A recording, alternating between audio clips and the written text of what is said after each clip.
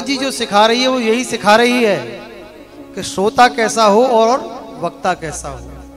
आप जिससे कथा सुन रहे हैं उसकी पात्रता कितनी है आपको कथा सुनाने की, और जो कथा श्रवण कर रहा है उसकी पात्रता कितनी है उस कथा को ग्रहण करने की। दोनों के लिए बात कही जा रही है, किसी एक के लिए नहीं कही जा रही है। महात्म में सीधा सीधा इस बात का वर्णन है कि कथा कराने वाला और करने वाला दोनों जब तक अधिकारी नहीं होंगे तब तक बात नहीं बनती। अच्छा देखो, एक महाराज कहीं से कथा करके आ रहे थे, तो कथा करके आए, चतुर्मास होते थे महाराज, पहले 4-4 महीने एक ही मंच पर कथा होती थी। एक बार हम भी 4 महीने के लिए जोधपुर गए थे चतुर्मास में, अलग अलग संतों के सानिध्य में 4 महीने हम भी वहीं रहे थे। तो चतुर्मास में एक ही मंच पर 4-4 महीने कथा होती है, आधा घंटा 1 घंटा लगभग होती है रोज। तो ऐसे कोई पंडित जी महाराज थे, चतुर्मास कथा करके आ रहे थे। अब 4 महीने में ठाकुर जी की कृपा से जो भी कुछ उनको प्राप्त हुआ हो घर गृहस्थी के लिए, सारा सामान गाड़ी में लाद रखा था ट्रेन में। जंगल में होके महाराज गाड़ी गई तो चैन खींच दी किसी ने, पता चला कौन है, तो डाकू आ गए लूटने वाले। अब महाराज 4 महीने में जो भी कुछ महाराज को प्राप्त हुआ था सब डाकू लूट कर ले गए। पंडित जी सोचने लगे कि घर जाएंगे, पंडितानी पूछेगी महाराज 4 महीने तक कहाँ रहे, और अगर 4 महीने तक कथा करी तो क्या प्राप्ति करके लाए। तो बड़े संकोच में पंडित जी जंगल में उतर गए। महाराज जंगल में उतर गए, पैदल पैदल पैदल पैदल खेत पार करते हुए आगे चले। एक गांव आ गया। अब गांव आ गया तो पंडित जी ने पूछा कि भैया इस गांव के पुरोहित कौन है, पंडित जी कौन है। बोले वो सामने वाला घर है पंडित जी का। पहुंच गए, बोले महाराज आप इस गांव के पुरोहित हैं। बोले हाँ जी बताओ। तो पंडित जी ने कहा कि देखो भैया हम चतुर्मास कथा करके आ रहे थे, अब डाकुओं ने सब कुछ लूट लिया, हमें आपके गांव का पता चला तो चलते चलते यहाँ तक आ गए। तो एक बार आपके जो प्रधान जी हैं, एक बार अपने प्रधान जी से हमारी भेंट कराओ। अब पंडित जी पूछने लगे क्या करोगे प्रधान जी से भेंट करके। बोले महाराज कुछ चर्चा करेंगे, कुछ भगवत चर्चा होगी, कुछ कार्यक्रम की बात करेंगे, कोई कथा भागवत करामे अपने गांव में। बोले ऐसा है देखो हमारे प्रधान जी तो ऐसे है नहीं गांव के, आज तक हमारे गांव में कोई कथा भागवत हुई नहीं है। तो उनके भैया एक बार मिलवा तो दो। पंडित जी ले गए। अब चौपाल पर बैठे हुए प्रधान जी से जाकर कही कि प्रधान जी एक पंडित जी आए हैं, कुछ बात करना चाहते हैं, बताओ महाराज। पंडित जी कहने लगे भैया हम कथा करते हैं तो हमारा मन का भाव है कि एक कथा आपके गांव में होनी चाहिए। प्रधान जी कहने लगे कि चलो ये तो भाव बहुत अच्छा है, विचार अच्छा है, पर ये बताओ ये कथा होती क्या है। अब तो पंडित जी चक्कर में पड़ गए। बोले जब इनको यही नहीं पता कि कथा होती क्या है तो ये कराएंगे क्या। पंडित जी ने फिर कही देखो भैया भगवान का नाम है, भगवान की लीला है, उनकी कथा सुनाएंगे। प्रधान जी ने पूछी क्या खर्चा आएगा। अब पंडित जी तो अकेले। पंडित जी ने कही जो आपकी श्रद्धा हो महाराज दे दे। ना ना महाराज ऐसी बात नहीं है, हमें क्लियर करके चलो, बता के चलो क्या सेवा करनी पड़ेगी। तो पंडित जी ने प्रधान जी का मन रखने के लिए कह दी ठीक है महाराज 1 रुपया दे देना।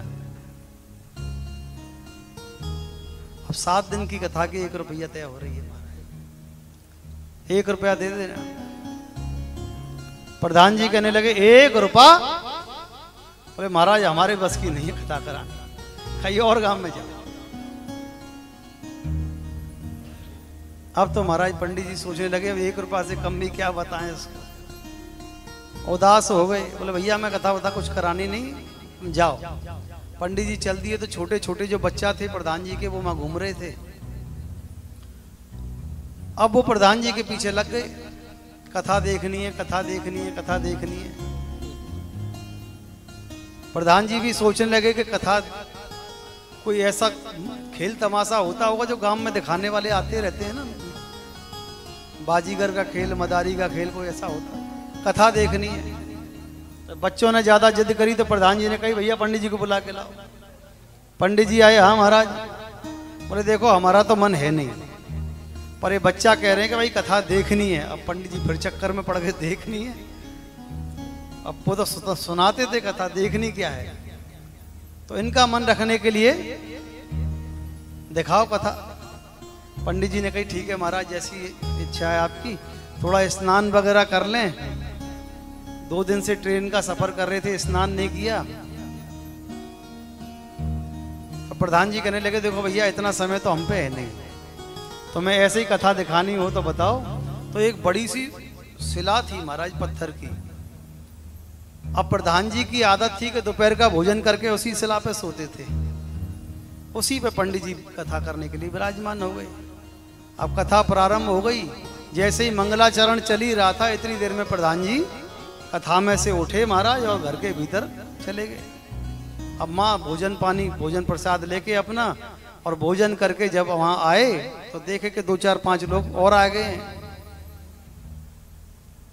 अब उनने सोची कथा तो हो ही रही है। तो महाराज पहलवानों जैसा शरीर था प्रधान जी का, तो उसी शिला पे लेट गए महाराज, और पंडित जी की जांग पे अपना सर रख लिया और आराम से सो गए।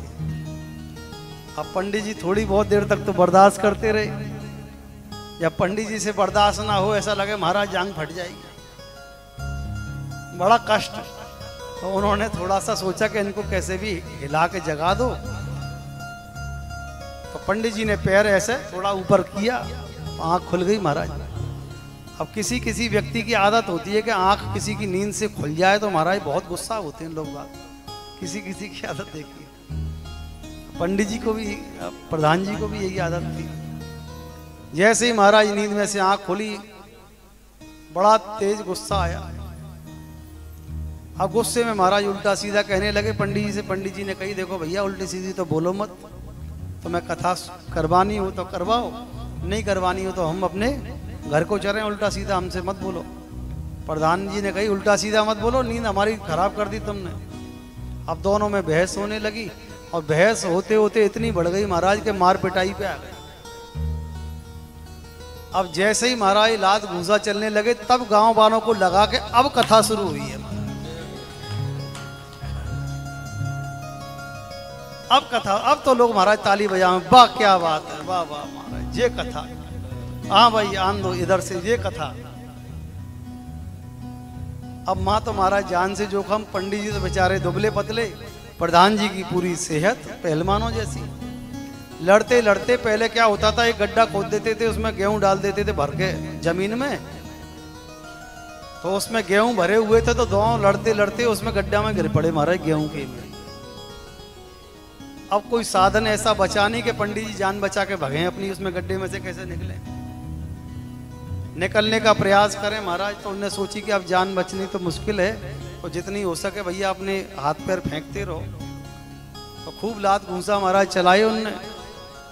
अब जब लात घूसा चलाई तो 2 लोगों को जब आपस में ऐसा लगा कि ये तो सीरियस मामला हो गया, तो एक व्यक्ति ने एक नसेनी लगाई सीढ़ी, पंडित जी को ऊपर ले लिया। पहले पंडित जी को ऊपर ले आई, फिर धीरे धीरे प्रधान जी को ऊपर लेके आई।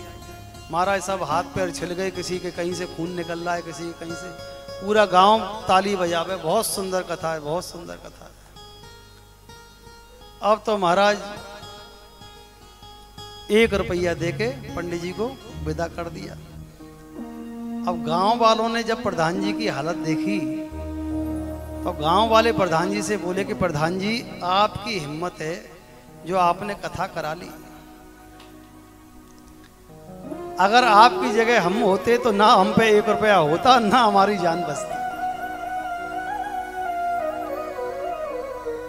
तो कहने का अभिप्राय ये महाराज के श्रोता और वक्ता दोनों अधिकारी होना चाहिए। ऐसे व्यक्ति को कथा सुना दो जिसको कथा की कोई समझ ही नहीं, जिसने कथा कभी जीवन में सुनी नहीं, तो ऐसे व्यक्ति को कथा सुना के क्या करोगे।